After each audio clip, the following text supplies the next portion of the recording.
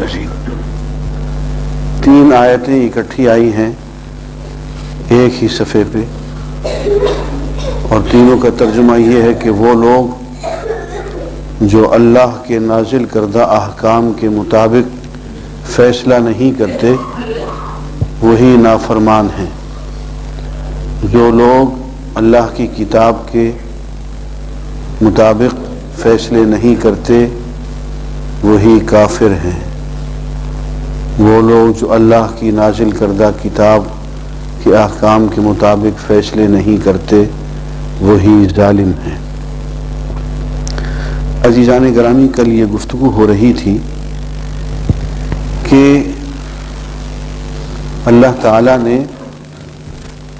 جب حضرت آدم کو رخصت فرمایا تو یہ مشن دیا کہ میری آیات، میری تعلیمات پے بپے تم تک پہنچتی رہیں گی، تم انہیں سمجھتے رہنا، سمجھاتے رہنا، ان پہ عمل کرتے رہنا، عمل کراتے رہنا۔ تو اصل جہاد یہ ہے کہ کلمت اللہ کو بلند کیا جائے اور اللہ کی تعلیمات کو نافذ کیا جائے۔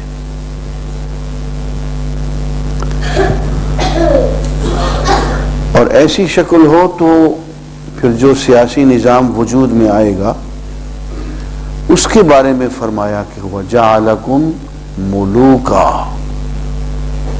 کہ ہم نے تم سب کو بادشاہ بنا دیا۔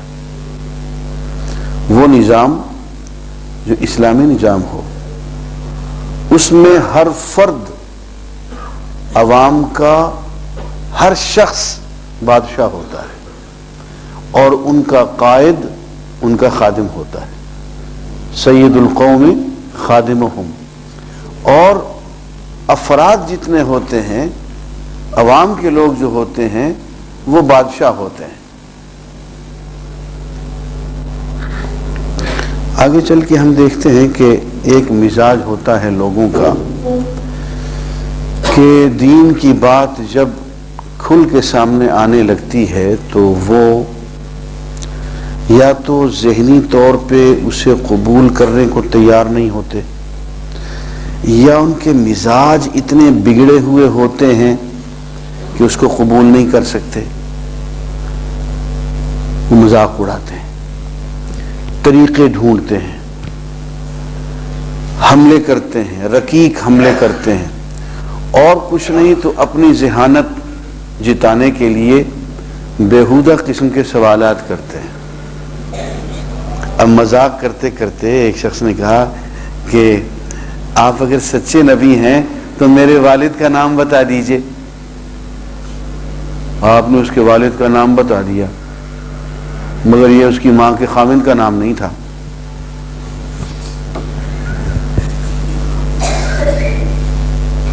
اب نبوت جب اپنے جلال میں آتی ہے، اب پاؤں تلے سے زمین نکل گئی اور لوگوں نے گواہی دی کہ یا رسول اللہ ہم سب کو پتہ ہے، من نبی، بعد میں تمہارا باپ فلاں ہے۔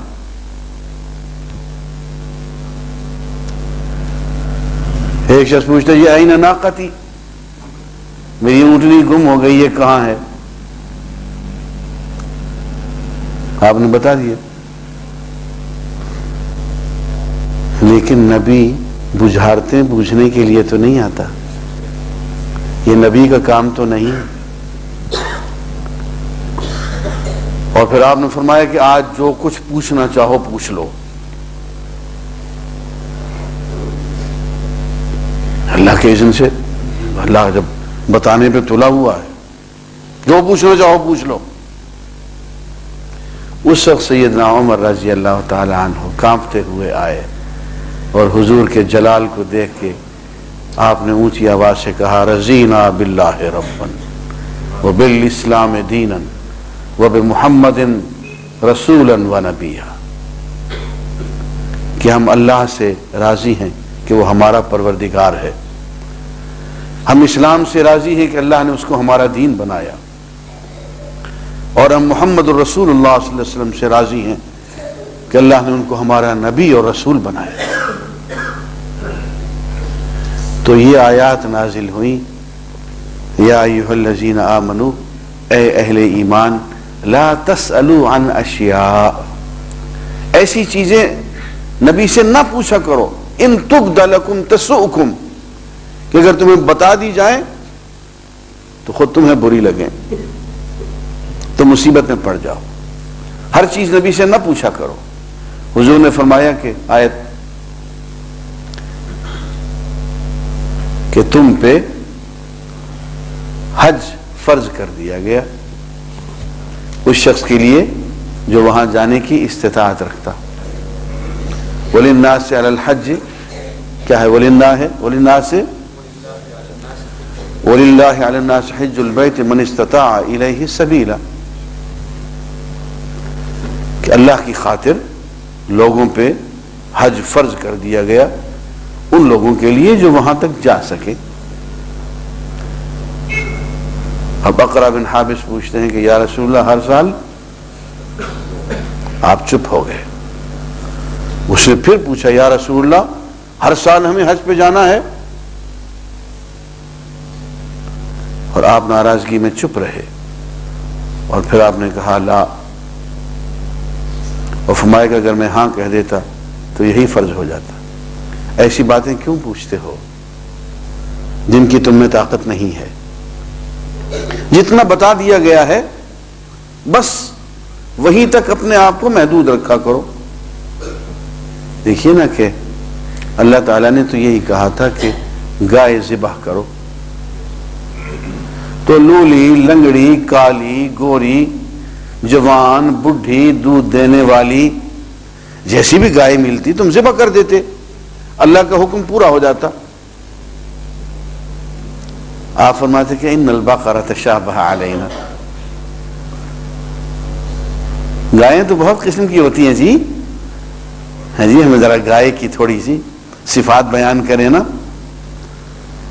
صفات بیان کر دی پھنس گئے، لیکن نہیں ذرا اور بیان کریں، اور بیان کر دی اور پھنس گئے، اور پوچھا اور بیان کر دی اور پھنس گئے۔ وہ جتنا پوچھتے جائیں گے جتنی صفات اس کی پھنستے چلے جائیں گے۔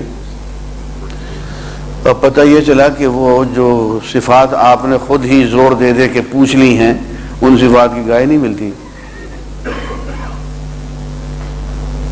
تو کیوں پوچھتے ہوئے ایسی باتیں؟ ایسے ہی دین کے بارے میں متشابہات میں کل بھی بیان کیا کہ متشابہات کیا آیات ہوتی ہیں۔ آیات عزیزان گرامی دو قسم کی ہوتی ہے، ایک محکمات، ایک متشابہات۔ محکمات وہ آیات ہیں جن میں پکے پکے حکم بیان کر دیے، اقیموا الصلاۃ وآتوا الزکاۃ، عقائد بیان کیے، اعمال، فرائض، واجبات بیان کر دیے، یہ محکمات ہیں۔ بعض آیات ایسی ہوتی ہیں کہ اپنی جگہ پہ وہ بڑی واضح ہوتی ہیں، لیکن ان میں اگر ہم آدمی خود شرارت پہ تل آئیں تو پھنس جاتے۔ فرمایا وسع کرسیہ السماوات والارض، اس کی کرسی آسمانوں اور زمین پہ پھیلی ہوئی ہے۔ اچھا بھی اتنی سی بات اللہ نے کہہ دی کہ اس کی کرسی ہے، اس کا اقتدار ہے، آسمان زمین پہ پھیلا ہوا۔ اب جتنی بات اس نے کہہ دی ہے اس کو کافی سمجھو۔ اب بیٹھ کے پوچھتے ہیں کہ اللہ میں کرسی جو ہے وہ اس کے کتنے پائے ہوں گے؟ وہ لکڑی کی بنی ہوگی، سونے کی ہوگی، کس چیز کی بنی ہوگی، اس کی کیا شکل ہوگی؟ ایسی ہی کرسی کی شکل ہوگی۔ بھئی اگر یہ بتانا ضروری ہوتا تو اللہ تعالیٰ بتانا بھول تو نہیں گئے، بتا دیتے۔ آیت نازل الرحمن علی العرش استوى، رحمان تخت پہ جلوہ افروز ہوا۔ اچھا جی، رحمان کیسے جلوہ افروز ہوا ہوگا؟ رحمان کا کوئی جسم تو پھر ہوگا، اس کی پھر کوئی باڈی ہوگی ہم جیسی ہوگی، ہاتھ ہوں گے، پاؤں ہوں گے، ناک کان ہوں گے اس کے، پھنس گئے نا، اللہ کی تجسیم پہ آ گئے۔ اچھا اس کا تخت کیسا ہوگا بھائی؟ عرش اس کا کیسے ہوگا؟ اس کی عرش کے پائے کیسے ہوں گے؟ اور بھائی یہ سب بتانا اگر ضروری ہوتا اور پھر جلوہ فروز ہوا ہوگا تو کیسے ہوا ہوگا؟